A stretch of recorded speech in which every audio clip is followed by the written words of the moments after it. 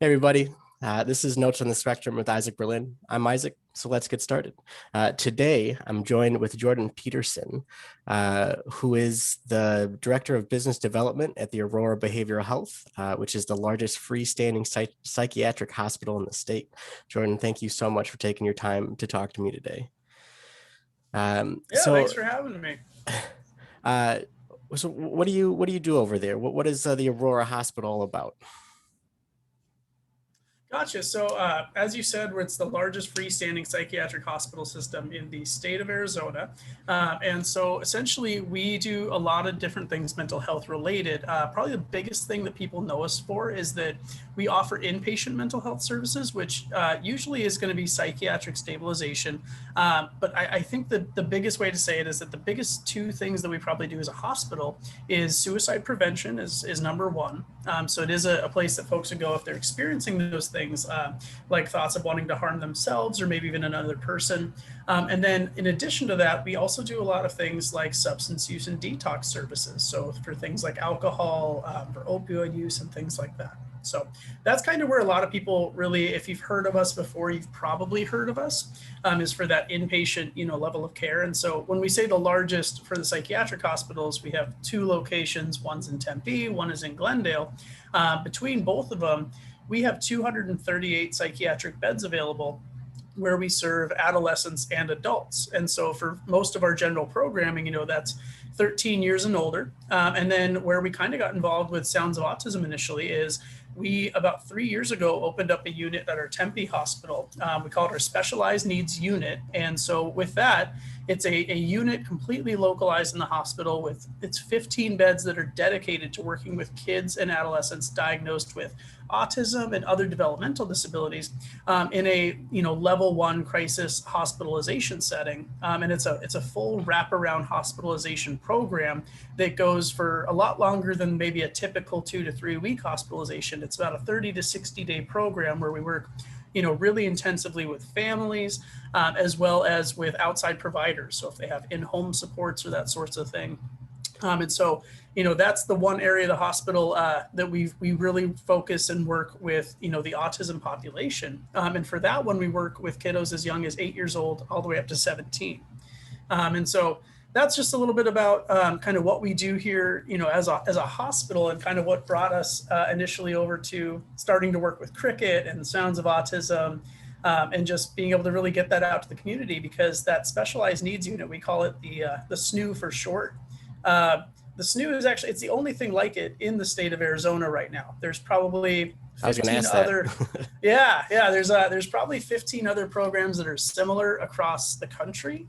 But really, when we talk about that really high level need, and it's not for everybody, but for those that are in constant crisis, it really is appropriate So, to question. have that. Yeah. Um, why are you guys the only like mental hospital that has the specialized care like that? Like to me, I feel like every hospital or whatever should have a unit dedicated for that, because like it's part of our population. And like um yeah, that's strange to me that you guys are the only ones. Why do you think that is?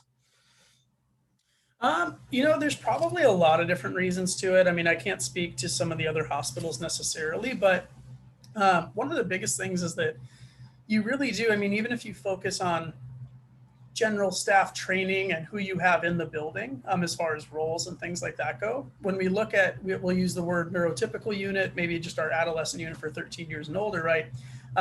While we have a lot of staff that are very well trained in working with adolescents, as well as adults, there really is a more fine-tuned training, and there's additional education, oftentimes needed to really have everybody in that environment working on the SNU be cohesively working as a team, and to have a really in-depth understanding of what autism is, what it looks like, how different factors play a role into behavior. And so even on our unit, right, we'll have our behavioral health technician staff, we have registered behavioral technicians, but then the unit in large is run by we have a director of that unit, and then we also have board certified behavior analysts that really help kind of guide the entire treatment process, because we're not looking at just stabilizing things like depression and stuff like that. We're actually stabilizing really complex and deep rooted behaviors that have been systemic and have existed probably for a really long time.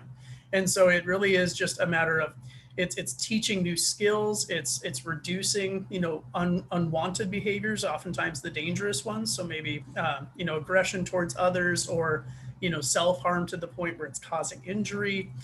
So really looking at those big scary things and trying to bring those down by teaching new skills. So it really does require a lot of different training and intervention, and just specifically caring individuals to really make a unit like that function well. Yeah. So do you think this will be a growing field, as like, how am I trying to say this? As more hospitals, man, let me restart that. Do you think that as more hospitals realize the importance of this, that like there would be more job opportunities in this field for the specialized care that's needed? Or is it just going to be very selective in the people that try to put in that effort to get that education? It's a good question. Could be a lot of different things on that. There certainly could be. I will say that on the outpatient side of things, so in-home supports and that sort of thing, you might have heard about different programs like ABA. ABA is a behavior principle that oftentimes your BCBAs, those board certified behavior analysts, they study it for years. It's a science on behavior, and so while we practice that on the inpatient side of things, it is something that is growing and booming here in Arizona on the outpatient side of things. COVID was very interesting because there was already a lot of different clinics and different places that were kind of popping up around the valley who were offering that, in-center or in-person behavioral support. And for, probably 70% or more of families that are experiencing behavioral issues, those types of programs work incredibly well. In fact, most of the time, they can even see things that are, really being in the natural environment. They see what the average Tuesday afternoon looks like in the home, right? And so while there was already kind of an uptick in those types of programs coming to the Valley just here in Phoenix, it was kind of amazing. I went to a resource expo, the first one in a COVID time, about a month ago, and I saw that the amount of providers that are doing that have doubled to tripled, even in this time with COVID going on. So it's there's no shortage of behavioral resources that are out there, especially on the outpatient end. For the inpatient end, I'm not sure. So there might be some others that venture into it. I know that one of our main motivations for it is that we built it based on community feedback. We work closely with places like Phoenix Children's Hospital, who were saying, hey, this is, who's constantly showing up in our doors. This is who we're really having a hard time meeting the need for the community, because, we have a select amount of behavioral beds where we can go in and do medication stabilization and things like that. But, even us, they're constantly overrun a lot of the time. So me previously coming from that world, I can speak to that because I saw it directly. I sat in the emergency room at Phoenix Children's Hospital with families many, many times. And so just to know that, there is a program that it can be more appropriate for those circumstances where, this family's gotten to a point where everyone in the household is maybe walking on eggshells, or, we've stopped doing certain behaviors out in the community, or, we've stopped outings, we've stopped seeing people because the risk for behavior is so great. It's when these things really build over time that someone then might be in need of something a little bit bigger than that outpatient support. Gotcha. No, and I really liked how you said that the program was developed from the need of the community. Like I love hearing about businesses, companies that listen to what people need, and then they create that. I like hearing that. So yeah, how did you get into this field? How did you get here, or like why? What was your motivation for getting here? So I had a really strange story with it, but I feel like everyone does at a certain point. So I was going to ASU for psychology, and I worked full time in a restaurant.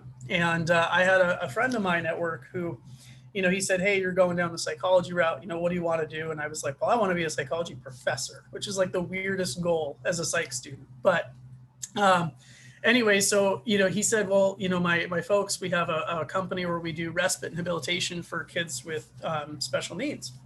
Would you want to, do that even 1 or 2 days a week, just kind of dipping your toes into it? And so that's really what brought me into even the special needs community in general. I knew what autism was from a really abstract, point of view at that point in time. But I did that just on the side a couple days a week. I worked with a really cool kid a few days a week, and it opened my eyes to a lot more things. And then shortly after getting my bachelor's degree, I worked for a nonprofit in Central Phoenix where we worked in home with a large variety of children and their families on a lot of different behavioral things. But it was pretty intensive. We'd work in a family's home anywhere from like a minimum, as a team, 40 hours a week, upwards of 24/7 care to really help stop things like hospitalizations and stuff like that for behaviors. And so while we worked with, kiddos from, ranging from everything, we had a lot of, we worked with a lot of kids in the DCS foster care system. We worked with a lot of kids that unfortunately have experienced really extreme traumas. And then myself, just with my background, being a little bit more familiar with autism and some of the behaviors of that, that really, kind of became like my niche is when we were getting referrals for new families. It was like, well, this, let's put Jordan there. And so, it really just became a lot more experience in that regard. And so after working there, I worked there for about 5 years and eventually was managing some of those in-home programs. And I ended up hearing about a position as a community liaison over here at Aurora because they had just opened this new cool unit that works with kids diagnosed with autism. And so they said, hey, you know what that is? I said, would you like to, talk to the community about this a little bit? And so I met with our previous director of business development at that time. And I came on the team a little over 3 years ago as a community liaison. And I just worked on connecting with the community to let them know that, this is it's a resource that's out there. It's not for everybody, but it's for those that need it. Yeah. And so that's what's brought me here to this point. That's great. And I always love hearing people's like travel stories through life where they're going down this path, just this direction. And then it always seems like it's that little sidestep that just leads you to a different avenue that you never would have gone down. No, that's great. Right. So you've touched on it a little bit, but like how or when would a person want to get in contact with your organization, with Aurora? Like what are some signs? What are some, like, when do you know it's time to reach out for help? Yeah. So with that in general, I'll kind of give two responses to that, if that's all right. So if you're concerned about, yourself, a family member, anybody else relating to that with mental health, what I would encourage you to do is to seek that professional evaluation. The good news is, ourselves here at Aurora, we do that for free. And so part of that is making that call in. You can talk about maybe what's going on. And from there, we can do kind of a mini assessment just over the phone. And then depending on how things are, we may recommend, okay, well, this, there's some concerning things, and we might recommend that this is something you look into, like individual counseling or some type of service like that. But if we're hearing more concerning things, we'll say, come on in and we'll do a more intensive assessment. And from there, we can determine, is this something that, outpatient services would be appropriate? Or, if somebody's in an immediate crisis, it sounds like you're meeting criteria for inpatient care. So let's get you the help you need right now. And so I would say that just for general mental health, I want to be a steward to the community in that sense, and saying, don't take that risk, always seek professional help. It's always going to be worth it. And so we're always happy to help with that.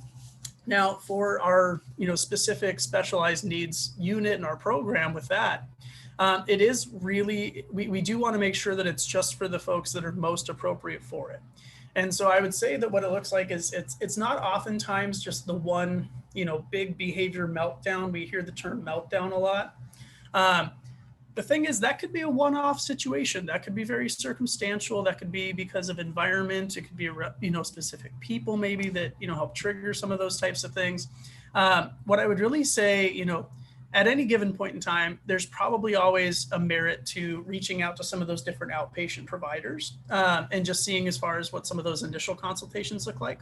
But for our program, it really is, we want to make sure that it's for those folks that are in that kind of crisis state at this point in time. And so what I would recommend people reach out for is if this is a behavior that is causing, a lot of distress in the home to the point where there's, maybe daily or weekly episodes of danger to, themselves, danger to another person, oftentimes siblings, or aggression towards parents. It might be for that family that really does feel like they're, you wake up in the morning and it's this, I have this, I'm cautious with my step and I'm walking on eggshells and I don't know what the day is going to bring. And even sometimes those types of things can come with that feeling of, I'm feeling more and more helpless each day. I think I'm running out of tools in my tool set. Those types of things. And I know that it sounds really dire and sometimes it's not quite that dire. But I would say at that point, certainly we would want to say, please, please, please give us a call, because what it looks like for that unit is it's the only program we have that isn't just a walk-in as far as things go. So with that, what we would do is we'd collect more information. We'd be requesting certain things. People can fill out a referral form actually on our website at auroraarizona.com. And that really helps kind of navigate some of that a little bit. It helps us determine, what types of behaviors are happening, how often are they happening, and really helps give us more of a basis. But from there, really, each referral, it goes through several different lenses, several different eyes take a look at that, including our prescriber, our unit director, because we do really want to make sure that we're allotting our unit to the folks that need it the most right then. And so if we're going through a referral, there's no harm in reaching out and referring and starting that process.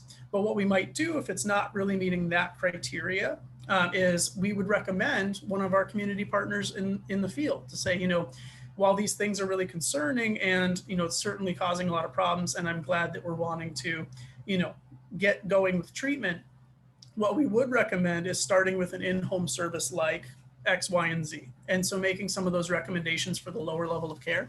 And we're always happy to do that as well. But we do want to make sure, because that can get problematic too then, because if you have a unit, essentially full right now with kids that aren't really at the higher severity range, when it comes to that, then you have someone who really is in need. And unfortunately, with it being a longer program, that person's just going to be in need for that much longer. Does that make sense? Yeah. Yeah. That's great. So my favorite question, what is something that you wish you would have known at the start of your journey? Oh, man. At the start of my journey, I mean, like in general, coming into this field, or? I mean, it's like I try to leave that as openly ended as possible, because it could be at the start of like your educational journey, at the start of like the path that led you on this for this job, like whatever came to mind. I just I love this question because I do like it. Yeah. Every single person will give an answer that is uniquely from their perspective and their experiences. And like I've gotten some fantastic answers out of this, and like it's cool because again, it's from your perspective, your own lens, and it means something to you. And so that's why I try to leave it as open-ended as possible. I love that. I just tried to redirect it and ask you a question instead, but no, I'm kidding. No, I have something that came to mind. I think I wish in general, I'm someone that's always been, drawn to like movies and TV that are very, psychology based. Sometimes some of the like darker, grittier, like true crime stuff and all this different things.